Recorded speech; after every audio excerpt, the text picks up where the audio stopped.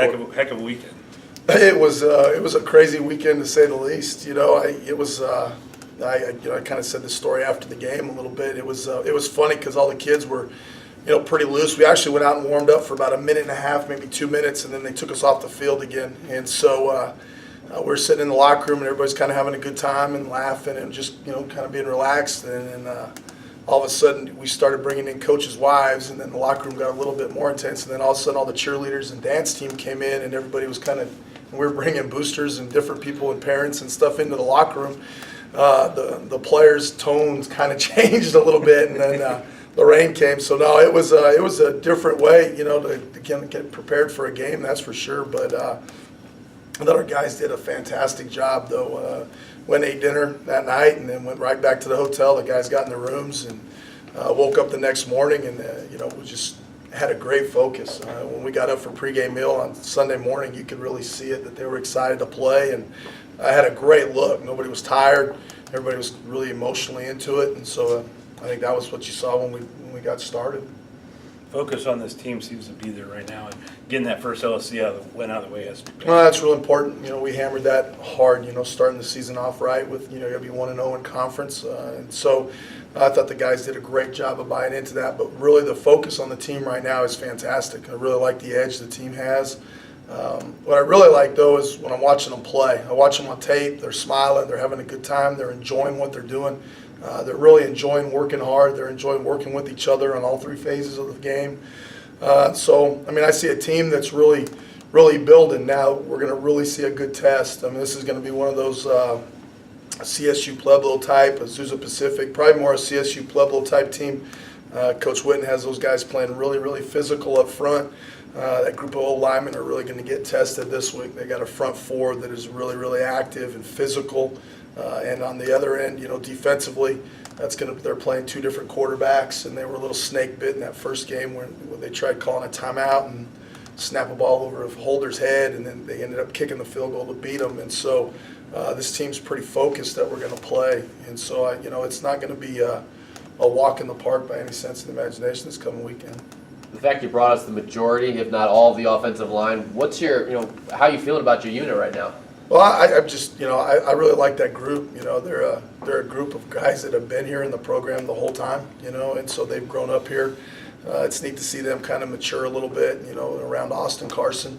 When you have a bunch of true high school guys grow up in the program, except for Moses, it's the only transfer we've got in that position group. It's neat to see those guys get out there and actually get a play and earn those positions and play well right now. And so, and they're always kind of that forgotten group. Only people that ever talk to them is when they're mad at them or they say how bad they're playing. So I thought they deserved a little bit of a reward too. Talk about your defense. 4 sacks, 3 turnovers, really getting after them. Fantastic effort defensively. I think Coach Rocco and those guys have done a fantastic job game planning week to week. And what's really neat is just the buy-in in all phases on that side, from player to coach to player. We're really deep. We played, every defensive lineman played Saturday, and the week before that, every single defensive lineman played. And so we're throwing a lot of bodies at people. Our back end, which we knew going in, the back seven, we knew going into the season was going to be a really good group. But what you're seeing is a group that's playing really smart, playing good, clean football, and tackling really well once that ball gets to that second level, so you're not seeing a lot of extra yards. So hopefully we can keep that up. What did you think of it when you saw the scoreboard? Angelo State scores 5 against Tarleton. I was kind of surprised, in that, just because, we know how good Angelo State is. They got a really good offensive line, and they're really active and that. But I think it's the deal of once you go back and you start watching the tape last night when we got off the bus, you watch that game, and then all of a sudden you're seeing a Tarleton defense that's physical, fast, really aggressive. Their 2 inside linebackers are playing really well. And so it's a well-coached group, and you can see those guys are starting to buy into that defensive staff that's all new there too. So it's going to be a big test for us for sure. You glad to be home? Yeah, we are, but I've already decided. So Friday when we get done with walkthrough, I've already rented 3 buses, and so we're going to take a bus to Perryton, and then we're going to drive over to Clayton, and then we're going to drive back home. And we figure by that time it'll be about time for chapel and special teams meeting, and then we'll get off and we'll do the meeting, and then we'll send them back to their apartments. And so it'll make them feel like it's a road trip. But like I say all the time, man, our guys love traveling. I mean, it's different. I mean, it's probably the coaches and everybody else that doesn't like traveling. You know, when you start looking at the money part of it, nobody likes to pay for all the travel. But the whole deal is the kids don't care. You know, like when we went to CSU Pueblo, I bet that was over half of our team had never seen a mountain before. You know, so they're standing out there taking pictures of Pikes Peak, and they're running around the parking lot looking at stuff. And kids like it, you know, and they like playing in other stadiums, you know. And so the players, you know, as long as you're feeding them and they're happy and their hotel's okay and all that stuff, they really don't care where they play. They're excited to go play someplace else and see a different place. And playing at Ratliff Stadium for most of our kids was a dream come true because they've all seen Friday Night Lights and they've read the book. And, you know, most of our high school guys are from Texas. And even our transfer kids, like Epi, was so fired up to get a play at Ratliff Stadium because he'd seen the movie a bunch of times. He was so excited, he ran off the bus and was taking pictures of the scoreboard and the whole deal. I mean, so stuff like that for them is, I mean, it's nerve-wracking for the adult more than it is for the player. One thing that kept coming up when we were talking to your guys was the term road warrior and how they wore that as a badge of pride. Are you concerned about a letdown playing at home? No, not really. I think the thing I'm more concerned about is kind of like what we talked about on Friday night going to this game was, you know, we were expecting, you know, 14 to 16,000. Was them being so excited that they didn't play well. I thought we did that against Angelo State last year. We came down that ramp, and I thought we were going to be way too excited to play. I saw a team that was actually kind of nervous and maybe like, oh my gosh, these people really did show up to watch us play. So hopefully we'll get a bunch of people there and let these, you know, fans see a really good team that's running around and playing some good football. So no, I don't really think that. I think our guys are kind of starting to get excited to play in front of a big crowd again. Yeah, it's interesting. Your fans haven't got to see much. No, except for the ones that survived a tornado and sat out in the rain, you know, and stayed there until Sunday at 11 a.m. because we had a great crowd. You know, I think you said it just a little while ago. You know, we had a fantastic road crowd that traveled, the Maroon Platoon, and everybody that stayed in town and got a hotel and spent the night or found a place to, you know, just kind of lay low for a little bit and watch us play on Sunday were fantastic. They were loud. They were into the game. And you know, I'm excited. You know, I'm really excited. Hopefully we do what we're supposed to do. I'm really excited to watch our kids play at home. And it's neat. You know, a lot of our new players, especially offensively, it'll be their first time coming down the ramp in Kimbrough. And, you know, some of our new coaches, you know, we went out to a high school game on Friday night, and, you know, you could see them kind of getting excited about getting to coach in Kimbrough Stadium. And it's such a special place to get a coach and play that hopefully that, you know, can kind of transform into some energy for us. Really get into a groove offensively. Is that also with you getting into a rhythm play calling wise? No, probably a little bit. You know, that helps a little bit too. You know, just getting back in the flow of it, and also knowing the personnel.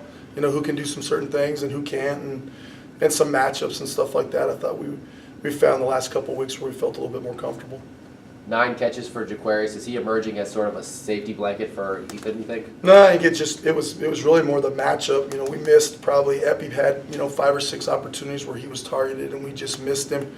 And so I don't know if it's really that. It just kind of was the matchup inside where JQ was going to end up getting some matchups where it was a little easier for him. From an X's and O's standpoint, is Tarleton doing anything differently? No, they're going to be an air raid offense, so hopefully our defense is going to see a lot of the same stuff that, you know, we do in practice on a daily basis. You know, their offensive coordinator and quarterback coach is the same guy that's been there. Mason Miller's been there for a while now. Their offensive line coach is an air raid guy coming from TCU and Oklahoma State. So really protection-wise, screen game, a lot of that stuff, we're probably going to see a lot of the same stuff that our guys see on a daily basis. You know, I don't know how much tempo. It's kind of tough. A couple of their games, the video wasn't right, and so we lost a whole half of video. So it was kind of tough to see what we were watching on some things. And you can't really tell tempo on play. But the defensive structure is what's really different. You're seeing some really good tackling. The front 4, they're trying to get to a 5 and a 6-man surface a lot of times and play a true 8-man front even versus 10 personnel. And so it's a different physical group. You know, they've got some guys that they move from offense over to defense to give them a little bit more speed at the linebacker and defensive line positions. And so that's kind of the mystery and, you know, the puzzle we got to try to figure out in the next 48 hours before we start practice on Tuesday is kind of what's going on. Talk about this weekend with it being honoring Jerry Behrens this weekend. Well, you know, that was really neat. You know, I was really excited when Bob Robinson came up and talked to us about doing a Jerry Behrens Day. When I first got here in 2007, that was the first time I got to meet Coach Behrens and be around him a little bit, and his son was officiating at the time, and so we crossed paths quite a bit. And He was always great to us. As our family, Jerry always treated my family great, and he was good to be around, and just great people. The funny thing was, you can really see what an impact a coach has on people.